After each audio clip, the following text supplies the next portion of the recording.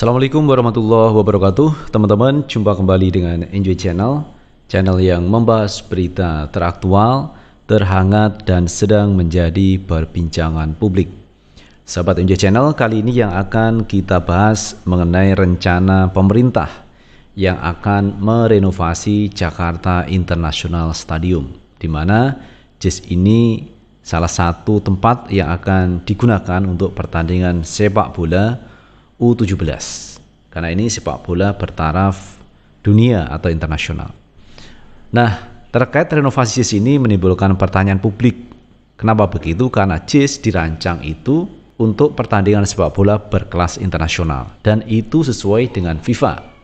Tetapi menurut pemerintah saat ini katanya perlu renovasi karena kurang memenuhi standar. Dan ini menimbulkan respon dari berbagai pihak. Apakah benar JIS itu tidak sesuai standar FIFA? Padahal sebelumnya Pak Anies sudah menyampaikan bahwa JIS dibangun sesuai dengan standar FIFA dan proses pembangunannya juga didampingi oleh pihak FIFA. Kali ini ada tanggapan dari Said Didu terkait renovasi Jakarta International Stadium, dan beliau membandingkan kenapa Mandalika yang merugikan BUMN ini kapan direnovasi. Ini tanggapan yang cukup menarik dari Said Didu. Nah, teman-teman, untuk lebih jelasnya coba kita baca beritanya. Kita ambil berita dari fajar.co.id. Erick Thohir ngotot renovasi JIS. Said Didu singgung Mandalika yang disebut rugikan BUMN. Kapan diperbaiki? Muhammad Said Didu kembali menyentil Menteri BUMN Erick Thohir mengenai rencana renovasi Jakarta International Stadium JIS usai dianggap tak sesuai standar FIFA.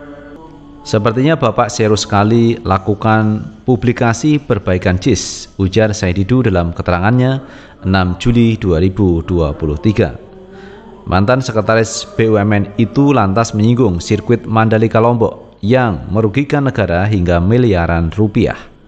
Kapan memperbaiki dan mengembalikan Mandalika yang telah merugikan BUMN karena dipaksa membangun? Tukasnya. Seperti diketahui, penyebab kerugian terbesar sirkuit Mandalika adalah berasal dari penyelenggaraan event World Superbike WSBK. Dari perhitungan kerugiannya mencapai 100 miliar rupiah. Sebelumnya, Erick Thohir punya keyakinan FIFA akan langsung mencoret Jakarta International Stadium JIS dengan kondisi saat ini. Alasannya cukup kuat, dengan sejumlah ketentuan yang tidak memenuhi standar akan membuat JIS tak bisa menjadi area pertandingan untuk Piala Dunia U17 tahun 2023. Erick pun mendorong secepatnya perbaikan JIS sebelum diajukan sebagai salah satu venue Piala Dunia U17 ke FIFA. JIS menjadi salah satu opsi tempat berlangsungnya Piala Dunia U17 di Jakarta setelah Stadion Utama Gelora Bung Karno, Senayan digunakan untuk menggelar konser Coldplay. Hanya saja hal tersebut menjadi polemik sebab Stadion Internasional Jakarta itu belum memenuhi standar dari FIFA. Pria yang juga menjabat sebagai Menteri BUMN itu pun upaya renovasi JIS ini bertujuan agar stadion lolos penilaian FIFA dan bisa menjadi salah satu arena pertandingan Piala Dunia U17 tahun 2023. Nah, itu sahabat Enjoy Channel terkait rencana renovasi Jakarta International Stadium. Dan ini menjadi pertanyaan publik, teman-teman. Bahkan kalau kita lihat kemarin yang disampaikan oleh pihak terkait bahwa untuk renovasi rumput saja itu memerlukan anggaran 6 miliar rupiah. Angka yang cukup fantastis, teman-teman ya, untuk menggantikan rumput. Padahal rumput di JIS ini belum digunakan secara maksimal. Kemarin masih digunakan untuk acara pertandingan sepak bola yang itu sifatnya adalah sementara, teman ya, untuk uji coba saja. Berarti kan masih baru, masih segar dan bisa digunakan. Kenapa harus diganti dengan anggaran yang cukup besar? Dan kemudian apa yang disampaikan oleh Pak Anies Baswedan bahwa JIS ini layak untuk pertandingan sepak bola berkelas internasional karena dibangun sesuai dengan standar FIFA. Itu yang disampaikan Pak Anies kemarin bahwa ini layak dipakai. Dan menurut saya, teman-teman ya, sebaiknya JIS ini tidak perlu dibongkar atau direnovasi karena ini sudah memenuhi standar FIFA dan tinggal digunakan saja. Kemudian kalau ada renovasi di luar, katakanlah misalkan parkirannya kurang, ya ditambah, tidak masalah. Tapi kalau untuk merubah yang sudah ada, ini saya pikir terlalu buang-buang biaya, terlalu buang-buang dana untuk membangun JIS kembali.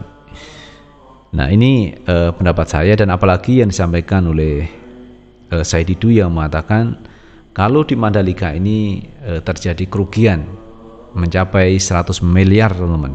Mengapa ini kok tidak menjadi konsentrasi dari pemerintah? Kenapa terjadi kerugian yang cukup besar?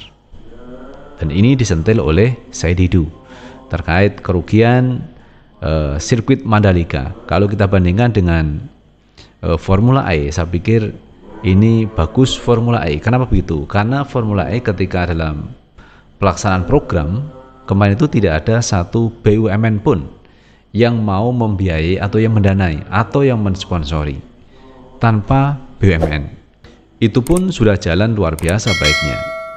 Kalau kita dibandingkan di Mandalika kemarin kegiatannya dibiayai oleh Badan Usaha Milik Negara. Kalau itu sukses, saya pikir cukup wajar, teman, karena ada biaya dari negara, dari BUMN. Sementara di Formula E kemarin kegiatannya meminta kepada BUMN untuk mensponsori, tidak ada yang mau. Mungkin karena Anies dianggap oposisi sehingga tidak ada BUMN yang mau membiayai dari kegiatan Formula E. Padahal Menteri BUMN-nya adalah Erick Thohir.